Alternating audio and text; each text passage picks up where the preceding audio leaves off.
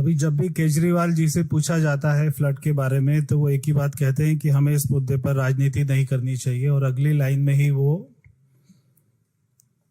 इसका दोषारोपण करने चाहते हैं हरियाणा सरकार को, अथनी कुंड को, या और अपना नरेंद्र मोदी जी को, एलजी साहब को।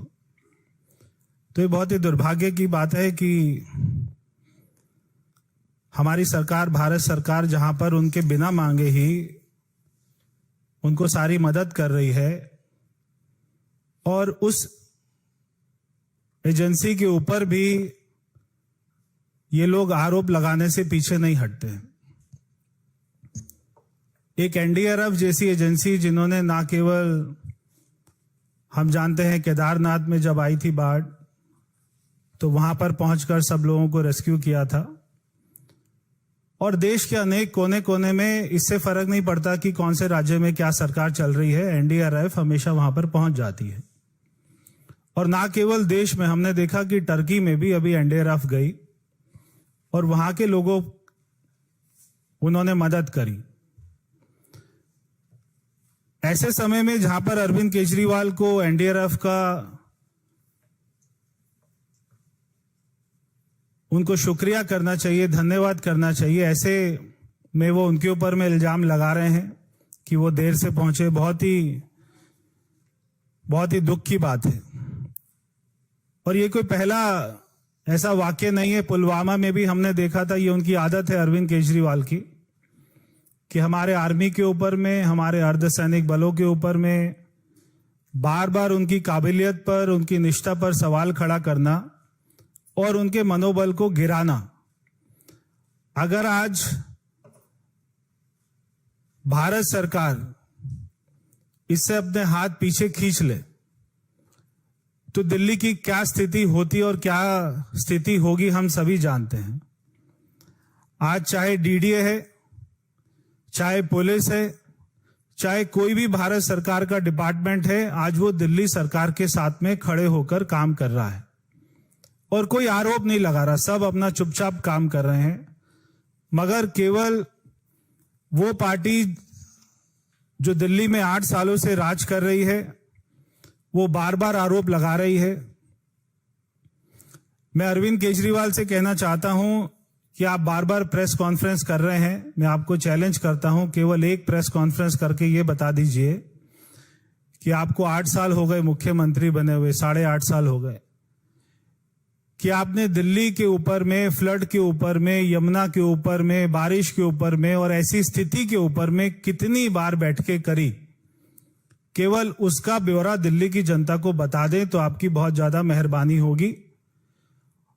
तो उसका जवाब होगा 0 बैठक करी। एक भी बैठक दिल्ली के मुख्यमंत्री ने ऐसी स्थिति को कंट्रोल करने के लिए नहीं करी, एक भी सिंगल बैठक। और ये जो बार बार हथिनी कुंड पर आरोप लगाते हैं कि वहां के दरवाजे बंद क्यों नहीं कर देते, वहां से क्यों पानी छोड़ा जा रहा है। अभी गौरव जी ने बताया 23 मई को, इसी साल में 23 मई को बैठक हुई थी जिसमें दिल्ली सरकार के भी इंजीनियर लोग वहां पर मौजूद थे। कोई बड़े अधिकारी नहीं थे, इंजीनियर लोग मौजूद थे। और वहां पर भी उन्होंने दिल्ली का पक्ष नहीं रखा, वहां पर भी ऐसी स्थिति का पक्ष रखा तो हरियाणा ने रखा। उन्होंने 70,000 की उसको बढ़ाकर 1 लाख किया कि अगर 1 लाख हो जाए तब पानी छोड़ा जाए। तो वहां पर भी ये तय हुआ था कि दिल्ली वाला जो ईस्टर्न अपना कैनाल है उससे कितना पानी छोड़ा जाएगा, वेस्टर्न चैनल से कितना पानी छोड़ा जाएगा। ये सारी बातें 23 मई की मीटिंग में बात हो गई थी। और अपना दोनों चैनल में कितना कितना पानी छोड़ा जाएगा ये भी उसमें दिल्ली के और हरियाणा गवर्नमेंट के हस्ताक्षर है।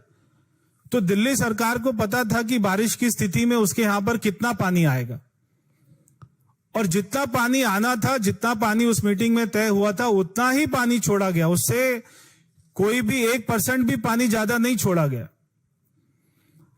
और हथिनी कुंड पे ये सिस्टम ऑटोमेटिक है कि जब वहां पे 1 लाख क्यूबिक मीटर पानी हो जाएगा तो वहां के दरवाजे ऑटोमेटिक बंद हो जाएंगे।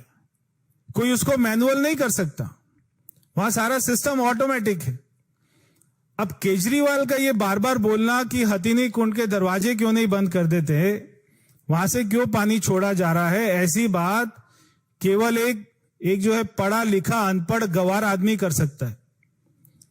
अगर पानी रोक लिया तो सारे दरवाजों को तोड़कर, सारे बैराज को तोड़कर पानी सारा ऐसे अपना गति से आएगा, क्योंकि जो उसकी कैपेसिटी उससे ज्यादा पानी नहीं रोक सकते। वो कोई डैम नहीं है, वो बैराज है। तो एक अनपढ़ और गंवार आदमी केजरीवाल जैसा ही ऐसी बात कर सकता है कि वहां के दरवाजे क्यों नहीं बंद कर देते। ऐसी बातें वो इसलिए बोलते हैं क्योंकि दिल्ली की जनता को गुमराह कर सके, और कोई कारण नहीं है। हमने, आपको ध्यान होगा, छठ के समय भी एक आपको बताया था कि यमुना की सफाई वो इसका सबसे बड़ा कारण है कि आज जो बाढ़ आ रही है यमुना के आसपास में, कि वहां पे जो सिल्ट है, ये अरविंद केजरीवाल बोलते थे कूड़े का पहाड़ बना रहे, मगर इन्होंने दुनिया में पहली बार हुआ है कि पानी के अंदर में कीचड़ का पहाड़ बना दिया। 8 साल पहले वहां पर जितना कीचड़ था, आज उससे 5 गुना ज्यादा कीचड़ है। 8 सालों में यमुना में एक बार भी डीसिल्टिंग नहीं हुई है। आज जो वजीराबाद रिजर्वेयर है, आज केवल वो अपनी 10% कैपेसिटी पर चलता है। उसके अंदर में इतना सिल्ट है कि जब पानी कम आता है तो केजरीवाल बोलते हैं पानी नहीं छोड़ रहे हैं, दिल्ली की जनता को पानी नहीं मिल रहा। पानी आता है तो वजीराबाद रिजर्वेयर को यूज नहीं करते क्योंकि वो केवल 10% कैपेसिटी पे चल रहा है। अगर वो पानी वहां पे स्टोर हो तो उस पानी को दिल्ली की जनता भी यूज करे, और अगर वो सिल्ट हटा दें तो उसकी कैपेसिटी और बढ़ेगी, और ये जो पानी इधर उधर जा रहा है ये उसमें ही ठहर सकता है। मगर हम तो कुछ काम करेंगे नहीं, क्योंकि हमें मालूम है कि अगर ऐसी स्थिति आएगी तो नरेंद्र मोदी जी आ जाएंगे, वो एलजी साहब को फोन करके पूछेंगे और सारी फोर्स को, आर्मी को, एनडीआरएफ को लगा देंगे। और हमारा काम तो एक ही है कि हरियाणा, यूपी और पीएम और एचएम और एलजी, ये 5 लोगों के ऊपर में आरोप लगाना और उससे बच जाना। हमारा काम तो केवल यही है। तो आपने 8 साल में ड्रेनेज सिस्टम की रिपोर्ट जो 2018 में बनी थी, और हाई कोर्ट ने भी आपको कहा कि अभी तक काम क्यों नहीं हो रहा, तो आपसे हाई कोर्ट ने जब पूछा कितना काम हुआ ड्रेनेज पर, तो आपने कहा 0% काम हुआ हाई कोर्ट में। और वो रिपोर्ट बनी हुई है 2018 की। अगर आपकी यमुना में डीसिल्टिंग हो जाए और आसपास की वो जो 2-2 फुट की दीवार है उसको आप थोड़ा बड़ा कर दें, और आसपास की जो रोड है, रिंग रोड है, वो तो पीडब्ल्यूडी की है, दिल्ली सरकार की है।